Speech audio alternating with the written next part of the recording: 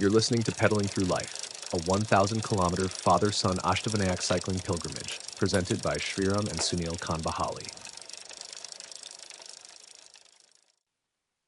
1,000-kilometer father-son cycling pilgrimage, Ashtavinayak Yatra, Day 2, journey continued.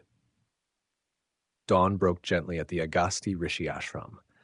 Before the alarm could ring, I was already awake, stretching on the floor mattress, the soft sound of the Pravara River flowing in the distance.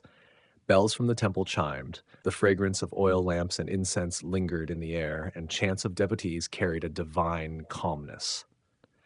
By the time Sriram rose, I had already finished my routines, and together we went for a morning darshan of Agasti Rishi and Lord Ram.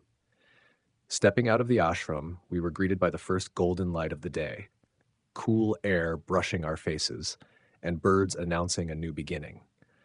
By 5:30 a.m., after securing our luggage on the bicycles, we rolled out into the semi-dark village roads. Life awakens in Akole crossing. Akole village was a lesson in simplicity. Elders were already out on morning walks, women prepared for the day ahead, while children still dozed in their beds. Choosing the rough road over the smoother highway, we passed by farmlands, cowsheds, and quiet homesteads. In lonely stretches, only the barking of dogs reminded us that we were strangers on their watch. Ahead lay the ghat section and forest area we had been warned about the previous evening. The hills glowed as the rising sun touched them, shades of green and gold shifting like moving brushstrokes, with clouds painting the sky behind. The forest was alive. Peacocks called out, almost as if they were announcing our arrival in their territory. The uphill climb tested our stamina. Sometimes we pedaled, other times we pushed our cycles on foot. Just when the silence of the forest seemed overwhelming, a group of young men and women jogged downhill, all preparing for defense entrance physical tests. Healthy, energetic, and determined, they paused to greet us with admiration, calling us sportsmen for taking on such a journey. Inspiration on two wheels. By mid-morning, hunger and thirst had set in. There were no restaurants in sight, so we managed with biscuits, energy bars, and juice. After miles of effort, we came across a small vegetarian eatery named Garawa, started by a local couple. It felt like an oasis.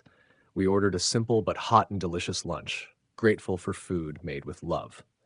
While finishing our meal, we met a man who became the day's greatest inspiration, a 75-year-old villager on a simple, non-geared bicycle, carrying farm produce. He told us he cycled every day from his village to Akole and back, never needing a doctor or medicines in his life. His only secret, regular cycling. Listening to him filled Sriram with awe and both of us with fresh energy. Hats off to him, proof that fitness and freedom don't always need modern gyms or gadgets. Young curiosity and dreams later, we arrived at Lenyadri school in Brahmanwada, just in time for their sports break. Hundreds of children surrounded us in excitement, soon joined by their teachers. Within minutes, the open ground turned into an impromptu assembly. The students sat in neat rows under the blazing sun, their eyes shining with curiosity. After I spoke about our journey, the students bombarded Sriram with questions about cycling, travel, even space and rockets. The discipline and enthusiasm were striking.